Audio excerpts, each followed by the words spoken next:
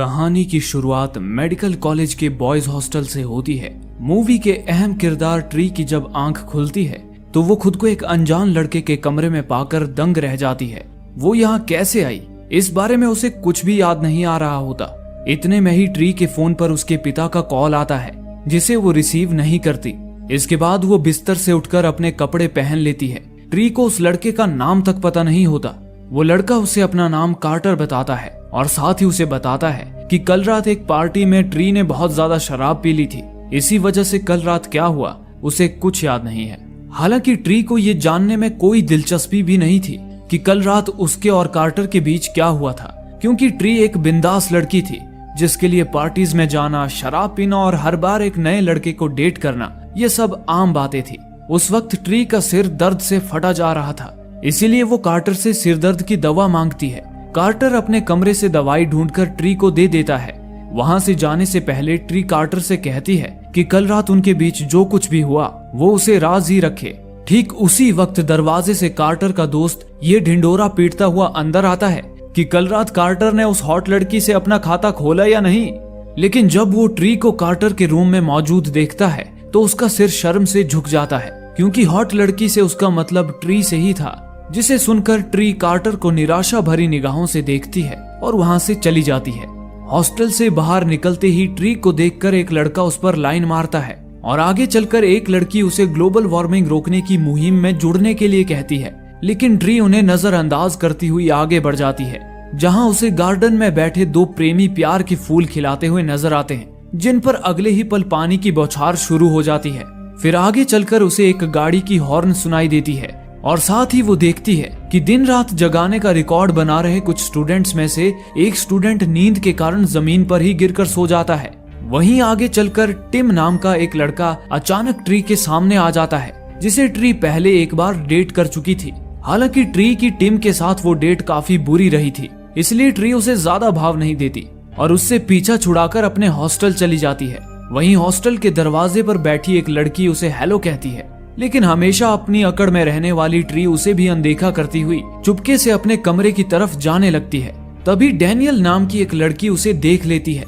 दरअसल Daniel university में एक सोशल क्लब चलाती थी। उस क्लब में ट्री के साथ साथ उस हॉस्टल की सारी लड़कियां भी शामिल थी।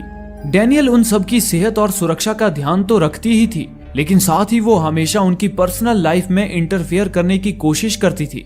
इसीलिए डैनियल ट्री को भी ताना मारती हुई उससे पूछती है कि वो सारी रात किसके साथ थी। हालांकि ट्री डैनियल को इस बारे में कुछ नहीं बताती और उसे टालती हुई अपने कमरे में चली जाती है, जहां उसकी रूममेट लॉरी बेसब्री से उसका इंतजार कर रही होती है।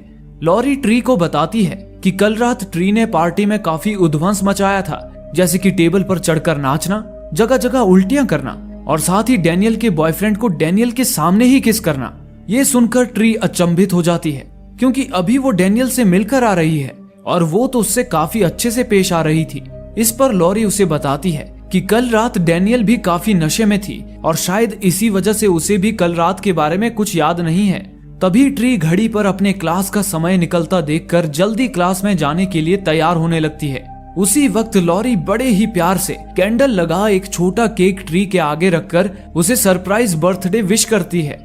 दरअसल लॉरी को ट्री के ड्राइविंग लाइसेंस से ये पता चला था कि आज उसका बर्थडे है, इसलिए उसने अपने हाथों से ट्री के लिए केक बनाया था। लेकिन ट्री को तो जैसे लॉरी की भावनाओं की कोई कदर ही नहीं थी। वो बस उस कैंडल को फूंक मारकर उसका केक कचरे के डब्बे में फेंक देती है और इतराकर ये कहती हुई वहां से चली जाती है कि उसे वो केक खाकर मोटा नहीं होना है। उसके बाद दिखाया जाता है कि यूनिवर्सिटी में डैनियल अपनी महिला क्लब की मेंबर्स के साथ बातचीत कर रही होती है। उसी दौरान ट्री उनके क्लब की एक मेंबर बेकी का ज्यादा कैलोरीज वाला ब्रेकफास्ट देखकर डैनियल को उसके खिलाफ भड़का देती है। वो कहती है कि उस खाने से बेकी और ज्यादा मोटी हो जाएगी, जिसके बाद डैनियल बेकी को डांटती हुई तुरंत वो ब्रेकफास्ट वापस ले जाने के लिए कहती है।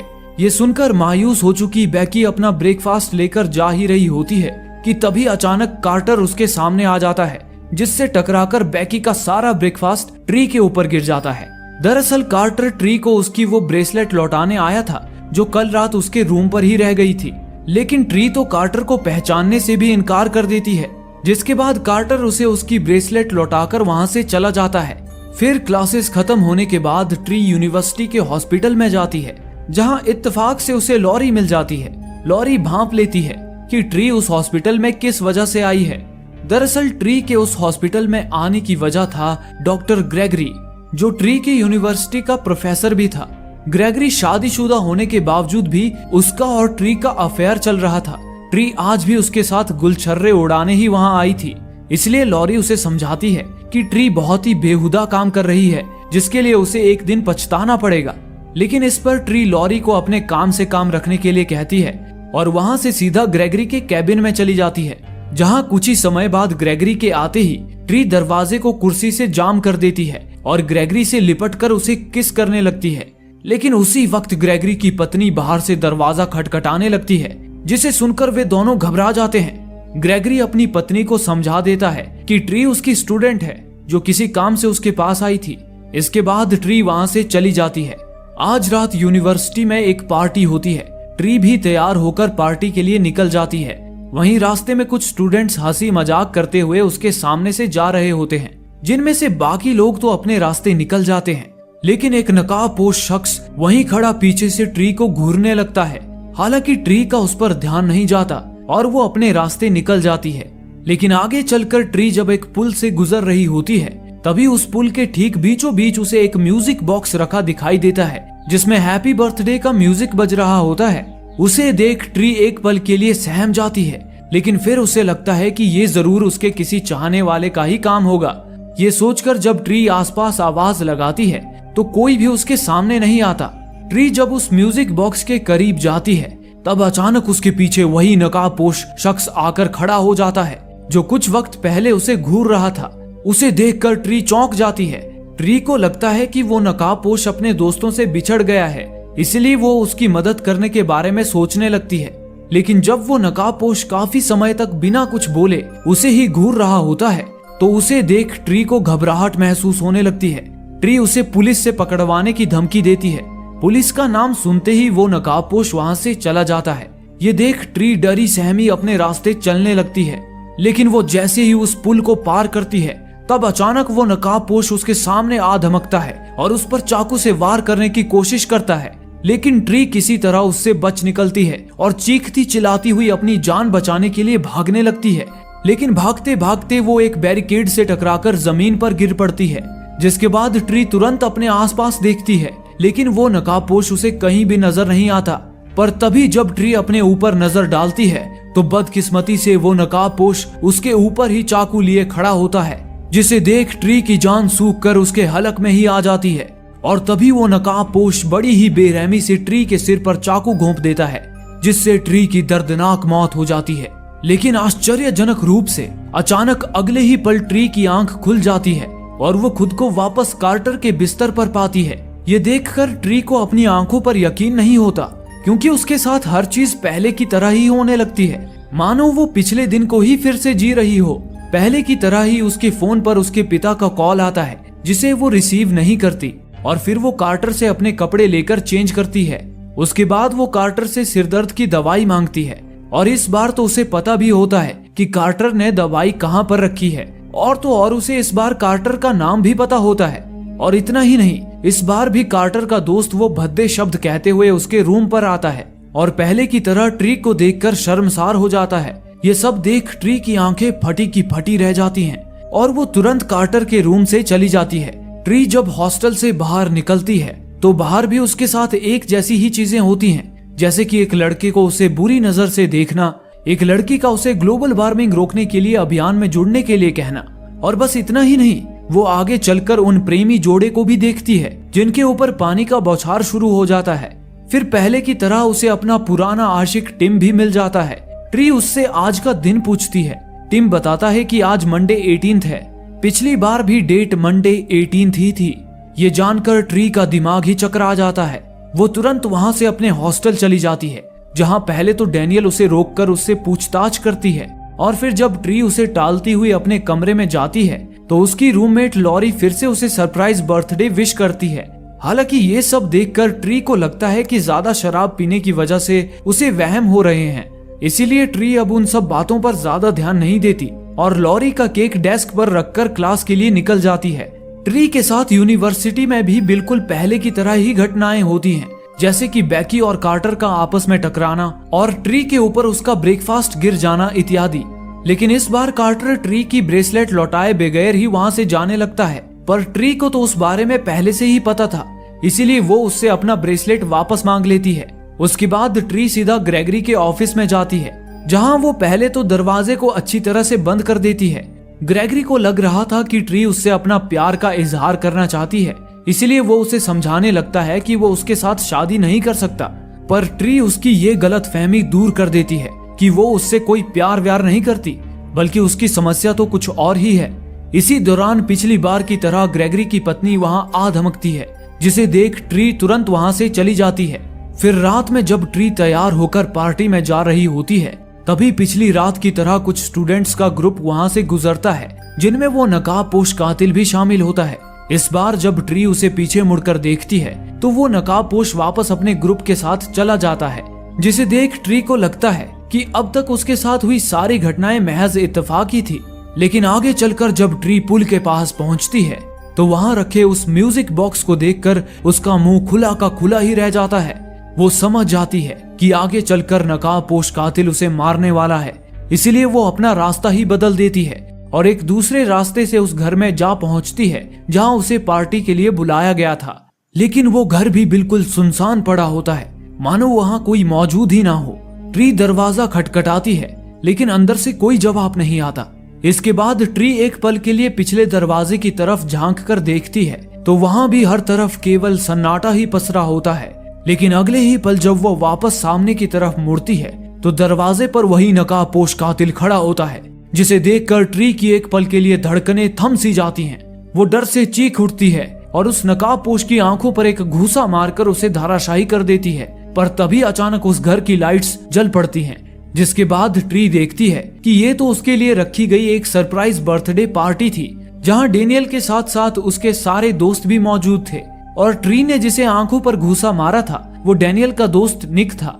ये देखकर ट्री की जान में जान आ जाती है और अब उसे यकीन हो जाता है कि उसके साथ पहले जो कुछ भी हुआ था वो सिर्फ उसका बुरा सपना था। जिसके बाद ट्री निक से माफी मांगती है और पार्टी में शामिल हो जाती है। उस पार्टी के दौरान जब ट्री और डेनियल आपस में बातें कर रहे होते हैं, तब निक भी उन्हें ज्वाइन कर लेता है।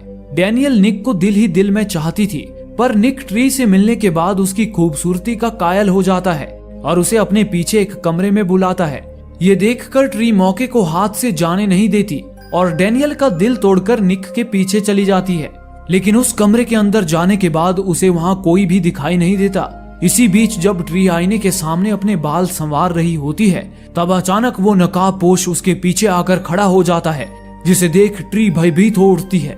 लेकिन इस बार भी वो नकाबपोश निक ही निकलता है। इसके बाद निक उस कमरे में लाउड म्यूजिक शुरू कर देता है और म्यूजिक की धुन पर नाचने लगता है। इसी दौरान ट्री को डेनियल का मैसेज आता है, जिसके बाद ट्री निक से परे हटकर डेनियल से चैट करने में लग जाती है। उसे जरा भी अंदाजा नहीं होता कि उसकी नजर चुराकर वो नकाबपोश कातिल उस कमरे में घुस चुका है। वो कातिल निक पर चाकू से वार करके उसे मारने लगता है। निक मदद के लिए आवाज जरूर लगाता है, लेकिन तेज म्यूजिक के कारण ट्री निक की चीख सुन नहीं पाती और वो कातिल निक को मौत के घाट उतार देता है। इसके बाद वो कातिल ट्री के पीछे आकर खड़ा हो जाता है और जब ट्री पीछे मुड़ती है तो उसे लगता है कि वो नकाबपोश अब भी निक ही है। लेकिन तभी नीचे पड़ी निक की लाश को देखकर वो समझ जाती है कि इस बार उसका पाला उसके कातिल से पड़ चुका है। इसीलिए वो कातिल पर हमला करके बचने की कोशिश करती है, लेकिन वो कातिल उसे दबोच लेता है। वो ट्री को मारने ही वाला होता है कि तभी एक शराबी लड़का उस कमरे में आ जाता है, जिसे देख ट्री उससे मदद मांगती है। लेकिन बदकिस्मती से लाउड म्यूजिक के कारण उस लड़के को ट्री की चीख सुनाई नहीं देती। वो सोचता है कि ट्री निक के साथ एंजॉय कर रही है, इसलिए वो वहां से चला जाता है और वो कातिल एक बार फिर ट्री के सीने में टूटी हुई कांच घुसाकर उसे मौत के घाट उतार देता है। लेकिन मरने के बाद ट्री एक बार फिर चीखती हुई कार्टर के बिस्तर पर जाग जाती है, जहां वापस उसके साथ पिछले दिन की तरह ही सारी घटनाएं होने लगती है। ये सब देख ट्री के दिमाग के सारे तार ही हिल जाते हैं। हालांकि उसे ये बात तो समझ में आ जाती है कि वो एक टाइम लूप में फंस चुकी है, जहां वो हर बार उस नकाबपोश कातिल के हाथों मारी जाएगी और मरने के बाद वापस कार्टर के बिस्तर पर जाग जाएगी। इस वजह से अब वो अपने आसपास के लोगों को भी देखकर डरने लगती है और भागती हुई सीधा अपने हॉस्टल चली जाती है, वहां पहुंचकर जब ट्री ये सारी बात लॉरी को बताती है तो लॉरी उसकी बातें सुनकर हंसने लगती है। उसे लगता है कि शायद ट्री की तबीयत ठीक न होने की वजह से ही वो ऐसी बातें कर रही है, इसलिए लॉरी उसे आज घर पर ही आराम करने की सलाह देती है। डरी हुई ट्री दरवाजे पर कील ठोककर अपने कमरे को पूरी तरह सील कर देती है ताकि वो नकाबपोश कातिल उसे मार ना पाए। इसके बाद ट्री बेफिक्र होकर लॉरी का दिया हुआ केक खाने ही वाली होती है कि तभी उसे टीवी का चैनल बदलने का ख्याल आता है और वो केक छोड़कर टीवी का रिमोट ढूंढने लगती है।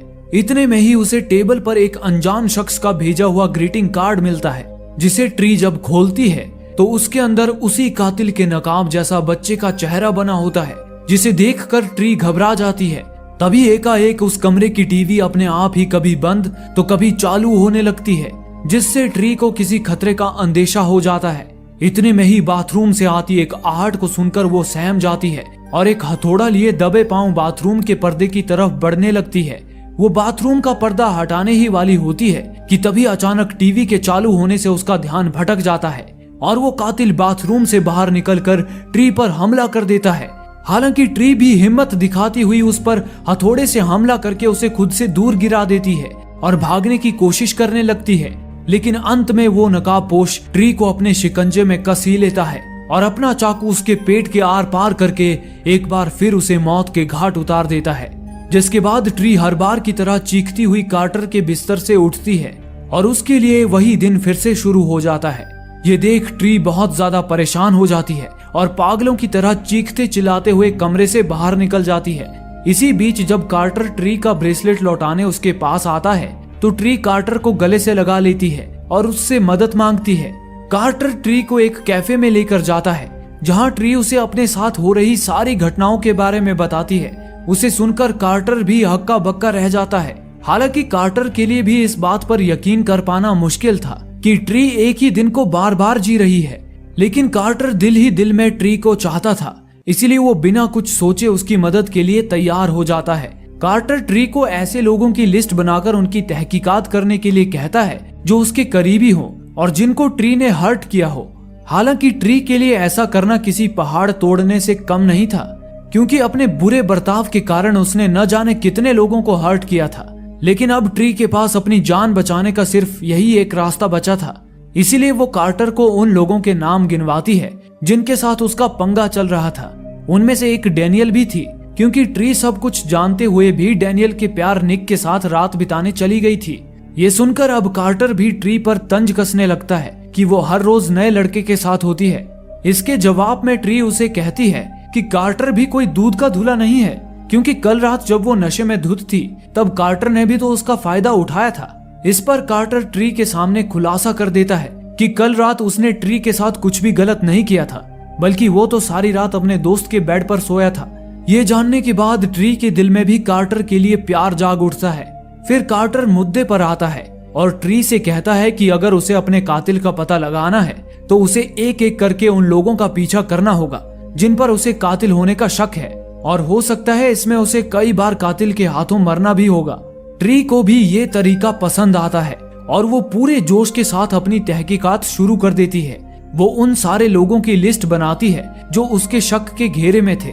वो सबसे पहले टिम के पास जाती है, जिसे ट्री से प्यार में धोखा मिला था, लेकिन उसकी तहकीकात करने पर ट्री को पता चलता है कि टिम तो एक गे है। इस वजह से ट्री का टिम से शक दूर हो जाता है।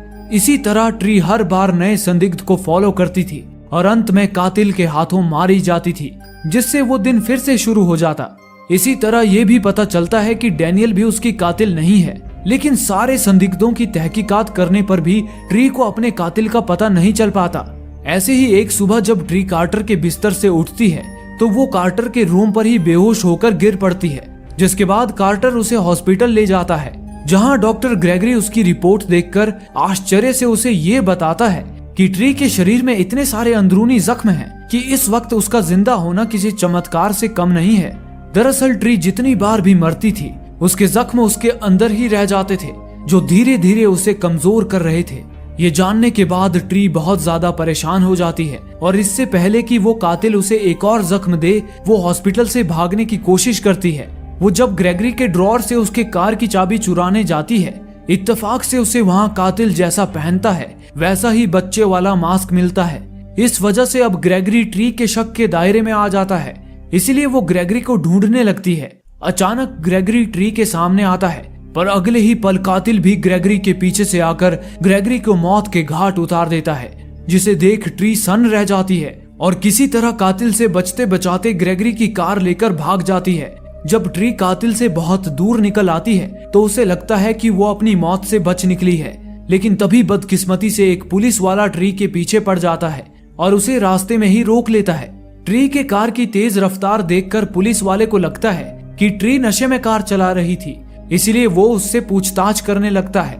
तभी ट्री को आइडिया आता है कि अगर वो जेल में बंद हो जाए तो वो कातिल उस तक कभी नहीं पहुंच पाएगा। ये सोचकर ट्री शराब पीकर गाड़ी चलाने के जुर्म में पुलिस से खुद को ही गिरफ्तार करवा लेती है, जिसके बाद पुलिस वाला उसे हथकड़ी पहनाकर जैसे ही अपनी गाड़ी में बिठाता है, तभी कहीं से एक कार तेजी से वहां आकर उस पुलिस वाले को रौंदती हुई निकल जाती है, जिसे देख ट्री की रूह तक कांप उठती है। इतने में ही उस कार से वो नकाबपोश कातिल बाहर आता है और उस पुलिस कार की पेट्रोल टंकी को फोड़कर उसमें आग लगा देता है, जिसमें कैद हो चुकी ट्री एक जोरदार धमाके के साथ एक बार फिर मारी जाती है और दोबारा कार्टर के रूम में जाग उठती है। इस बार जब ट्री नींद से जागती है तो वो बहुत ज्यादा मायूस होती है। उसे लग रहा था कि ये सब उसके बुरे कर्मों का फल है। कार्टर ट्री को परेशान देखकर उसकी मदद करने के लिए उसके पास जाता है। ट्री उसे उसके साथ जो कुछ भी हो रहा है वो सब बताती है और कार्टर को अपनी बात पर यकीन दिलाने के लिए ट्री उसे आगे होने वाली सारी घटनाएं वो घटित होने से पहले ही बता देती है। जिसके बाद कार्टर ट्री के साथ एक कैफे में जाता है। वो दोनों बात कर ही रहे होते हैं कि तभी ट्री टीवी पर एक खबर सुनती है, जिसमें बताया जा रहा होता है कि जॉन टॉम नाम का एक सीरियल किलर अस्पताल में इलाज के लिए लाया गया है। जॉन पर 6 जवान लड़कियों को मारने का इल्जाम है। उसे गिरफ्तार करने के दौरान उसे एक गोली लगी थी और इस वजह से उसे यूनिवर्सिटी के अस्पताल में भर्ती किया गया है। ये खबर सुनते ही ट्री के दिमाग में बिजली सी कौंध जाती है। वो समझ गई थी कि जॉन ही उसका कातिल है और आज रात को वो अस्पताल से भागकर उसकी हत्या करने आएगा। ट्री तुरंत हॉस्पिटल की तरफ भागती है। वो हॉस्पिटल पहुंचकर एक महिला कर्मचारी से जल्दी वहां पुलिस बुलाने के लिए कहती है और खुद एक कुल्हाड़ी लेकर दबे पांव जॉन के कमरे में पहुंच जाती है। वहां कमरे में उसे जॉन तो नहीं मिलता, लेकिन वहां पड़े गार्ड की लाश को देखकर ट्री भयभीत हो उठती है। इतने में ही अचानक वो नकाबपोश कातिल दरवाजे के पीछे से बाहर आता है और ट्री पर गोलियां बरसाने लगता है, जिससे बचने के लिए ट्री सिर पर पैर रखकर वहां से भागती है। वो नकाबपोश ट्री को बचाने आई उस महिला कर्मचारी को भी मार डालता है। उसके बाद वो ट्री के पीछे भागता है, जहां एक जगह पर आकर ट्री उसके चंगुल में फंस जाती है। तभी वो नकाबपोश अपना नकाब हटाता है।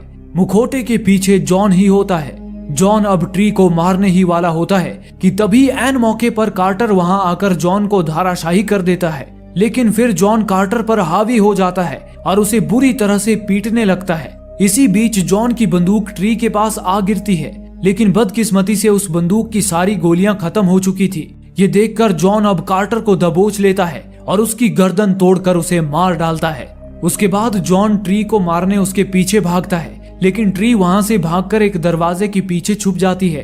जब जॉन उसे वहां ढूंढता हुआ आता है तो ट्री पीछे से उस पर एक लोहे की रॉड से वार करती है, जिससे जॉन जख्मी होकर जमीन पर गिर पड़ता है। अब ट्री के पास जॉन को खत्म करने का पूरा मौका होता है, लेकिन अगर वो अभी जॉन को मार देगी तो ये दिन फिर से शुरू नहीं होगा और कार्टर दोबारा कभी जिंदा नहीं होगा।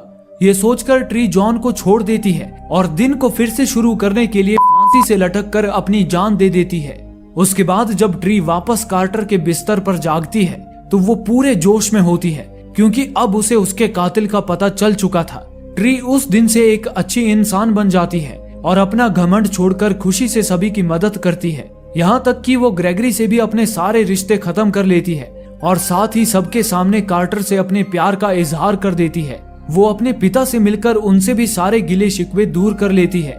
फिर रात होते ही ट्री पूरी तैयारी के साथ जॉन को मारने के लिए अस्पताल पहुंच जाती है, जहां पहले तो ट्री जॉन की निगरानी कर रहे गार्ड के गले में चाकू लगाकर उसकी बंदूक छीन लेती है और उसे धमकाकर पुलिस को बुलाने के लिए भेज देती है। उसके बाद ट्री जब जॉन के कमरे में जाती है तो देखती है कि जॉन अपनी बेड पर बेहोश पड़ा हुआ था। तभी ट्री जॉन पर बंदूक से गोली चलाती है, लेकिन उसकी बंदूक से गोली निकलती ही नहीं। इतने में ही बेहोशी का नाटक कर रहा जॉन जाग उठता है और ट्री को बताता है कि उसने बंदूक की सेफ्टी लॉक तो हटाई ही नहीं है। ये कहकर जॉन ट्री पर हमला कर देता है, जिससे उसकी बंदूक दूर जा गिरती है। उसके बाद वो ट्री पर चाकू से हमला करता है, लेकिन ट्री उसके पैरों के बीच वार करके उससे बच जाती है। पर तभी गुस्से से बौखलाया जॉन ट्री को उछालकर जमीन पर पटक देता है और अपनी चाकू लेकर जब ट्री को मारने आगे बढ़ ही रहा होता है, तभी हमेशा की तरह ठीक समय पर पूरे यूनिवर्सिटी की बिजली चली जाती है, जिससे मौका पाकर ट्री जॉन की आंखों से ओझल हो जाती है और अपनी बंदूक उठाकर जॉन के पीछे आ जाती है। इस बार ट्री ने पहले ही बंदूक की सेफ्टी लॉक हटा ली थी, जिसके बाद वो बिना देरी किए जॉन को गोलियों से भून कर रख देती है। जॉन को मारने के बाद ट्री राहत की सांस लेती है और वहां से चली जाती है। उसके बाद वो रात ट्री कार्टर के साथ बिताती है, जहां वो लॉरी से मिले केक के साथ ही अपना बर्थडे सेलिब्रेट करती है और ऊपर वाले से ये विश करती है कि कल उसके लिए एक नई सुबह हो। फिर अगले दिन जब ट्री सोकर उठती है तो बदकिस्मती से हर बार की तरह फिर से खुद को कार्टर के बिस्तर पर पाकर उसके पैरों तले जमीन ही खिसक जाती है, क्योंकि ट्री अब भी उसी दिन में फंसी हुई थी, जिसका मतलब था कि जॉन उसका असली कातिल था ही नहीं। तो फिर आखिर ट्री को मारा किसने था? ये सोचकर ट्री बहुत ज्यादा परेशान हो जाती है। वो तुरंत वहां से निकलकर सीधा अपने हॉस्टल जाती है और शहर छोड़कर भागने की तैयारी करने लगती है। इतने में लॉरी ट्री को परेशान देखकर उसे खुश करने के लिए अपना केक लेकर उसके पास जाती है और उसे बर्थडे विश करती है। तभी अचानक लॉरी के केक को देखकर ट्री को याद आता है कि उसने कल रात लॉरी का दिया हुआ केक खाया था और शायद उसी वजह से कल रात नींद में ही उसकी मौत हो गई थी। अपने शक को सही साबित करने के लिए ट्री लॉरी को ही वो केक खाने के लिए कहती है, लेकिन ट्री के बार बार कहने पर भी वो उस केक को नहीं खाती। इस वजह से ट्री उसे कहती है कि वो इस केक को पुलिस को देकर आती है। पर इससे पहले कि ट्री वहां से जा पाती, लॉरी उस पर टूट पड़ती है। दोनों में काफी हाथापाई होती है, पर तभी ट्री मौका पाकर लॉरी के मुंह में उसका ही जहर वाला केक ठूस देती है और उसे लात मारकर 2 मंजिल की ऊंचाई से नीचे गिरा देती है, जिससे लॉरी की मौत हो जाती है और इस तरह ट्री अपनी जान बचा लेती है। उसके बाद डैनियल और बाकी लड़कियां ट्री का साथ देते हुए उसे निर्दोष करार देते हैं। दूसरी ओर ट्री कार्टर के साथ कैफे में बैठकर उसके साथ पूरी जिंदगी बिताने के सपने सजा रही होती है। फिर मूवी के अंत में हम देखते हैं कि जब ट्री अगली सुबह सोकर उठती है तो वो खुद को फिर से कार्टर के बिस्तर पर पाती है और उसके फोन पर उसके पिता का कॉल भी आता है, जिसे देख ट्री हक्की बक्की रह जाती है। हालांकि अगले ही पल कार्टर उसे बताता है कि वो उससे मजाक कर रहा है और आज आखिरकार 11 बार एक ही दिन जीने के बाद ट्री की जिंदगी में नई सुबह हुई है। फिर आखिर दोनों एक दूसरे को किस करते हैं और इसी के साथ ये फिल्म यहीं पर समाप्त होती है। दोस्तों, हमें उम्मीद है कि आपको ये वीडियो पसंद आया होगा। इसी तरह के और भी वीडियोस देखते रहने के लिए आप हमें सब्सक्राइब कर सकते हैं और बेल आइकन पर क्लिक करना ना भूलें। धन्यवाद।